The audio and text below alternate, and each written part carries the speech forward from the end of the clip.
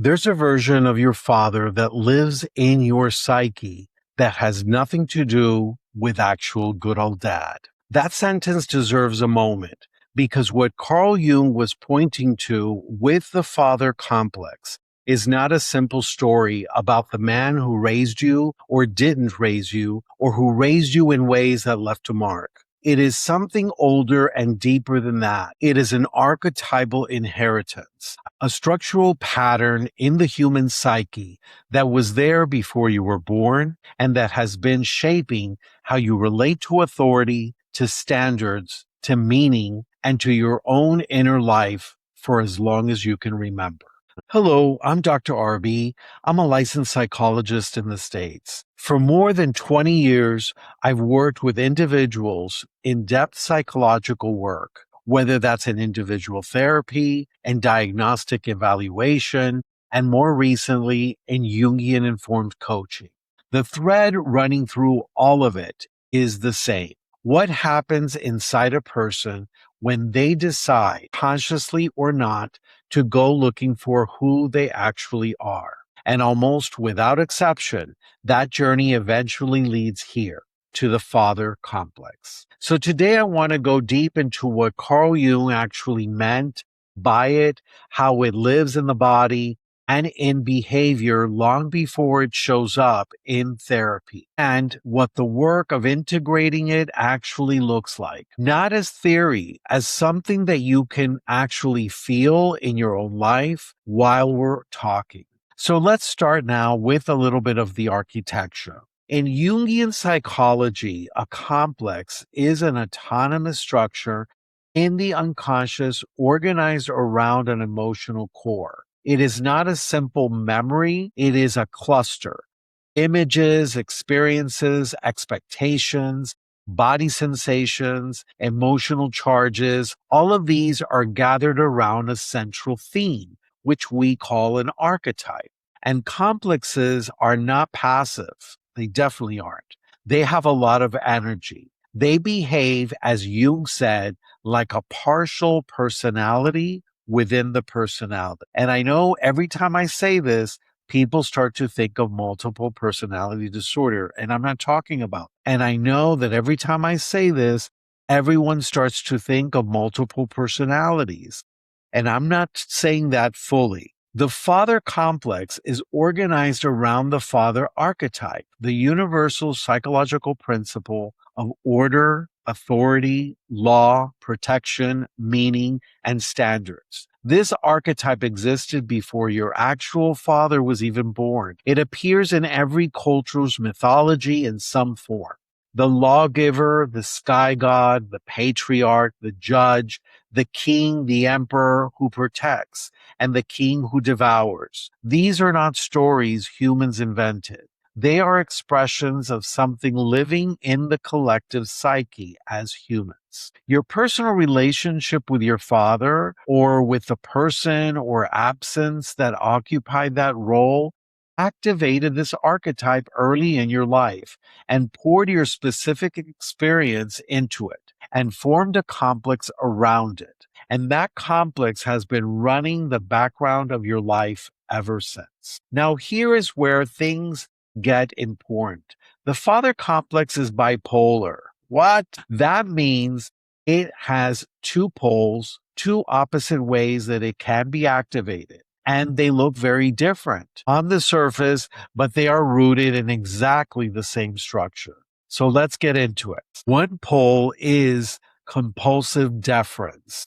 This is the person who cannot disagree with an authority figure even when they know they are right, who shrinks in the presence of someone they have placed above them, who needs external approval before they trust their own perception, who works twice as hard as anyone in the room and still wonders whether it is enough. The inner experience of this pole is someone else has the final word. Someone else gets to decide whether I am adequate or not. We're seeing this in politics. Enough said.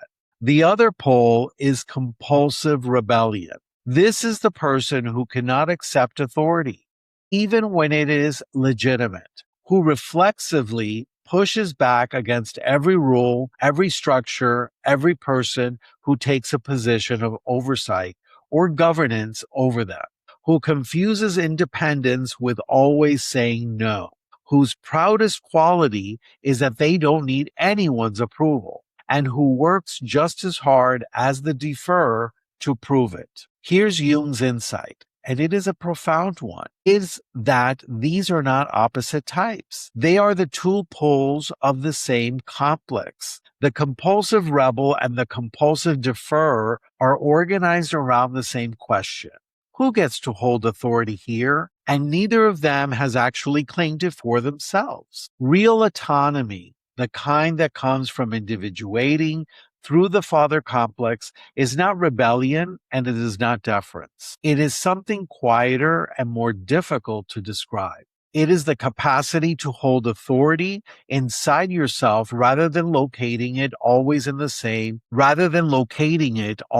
someone outside of you, or rejecting all authority as a way of proving you are free from it. So let me bring this close to the ground. Think about your career, how you relate to your boss, to your clients, to the credentials and the institutions that said whether you were qualified or not. Think about what happens inside you when someone in authority disapproves of what you've done. Is there a drop, a fear response, a shame activation that feels disproportionate to what actually happened? Now think about what happens when someone in authority validates you. A compliment from a supervisor, a credential earned, a public acknowledgement. Is there a lift that feels slightly more than the moment calls for? Both responses are the father complex, pointing at itself. The external authority has become the container for something that has not yet been fully internalized. The question of your worth, your adequacy, your right to take up space is still being answered by someone outside of you. This is not a wound to be ashamed of. It is a human condition. Every person who grew up in a relationship with another human being who occupied the parental role carries some version of this. The question is whether you are aware of it. In other words, are you conscious of it?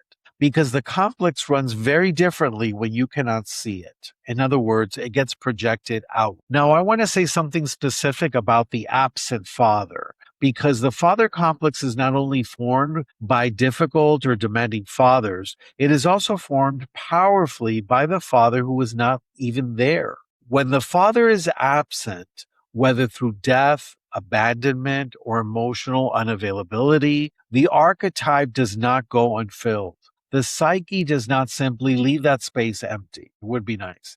It fills it with something else, with an idealized image of what a father would have been, with a profound hunger for approval from any authority figure who steps in to occupy that space, with a quality of longing that can attach itself to teachers, mentors, partners, institutions, or ideologies. Again, we're seeing that a lot in politics. The person who lost their father young or who never had one often carries a very active father complex, not in spite of that absence, but because of it. The archetype without a personal figure to anchor it can become enormous in the psyche. It becomes all fathers, all authorities, all structures of meaning and law and protection. It demands more from each of them than any single person or institution can deliver. This is why some people describe an ache that has never been fully satisfied, even by very good relationships with mentors, partners, and institutions.